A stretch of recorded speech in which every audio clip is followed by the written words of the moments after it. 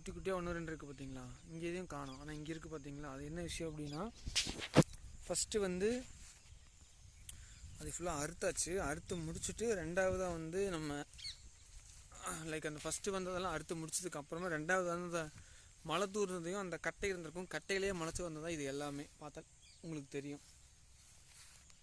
இதெல்லாம் வந்து ஃபஸ்ட்டு வளர்ந்து அறுத்து முடிச்சதுக்கப்புறமா செகண்டாக நம்ம அந்த கட்டையிலேருந்து வளர்ந்த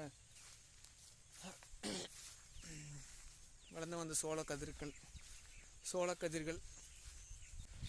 சோளம்னா இது வந்து காரிச்சோளம்.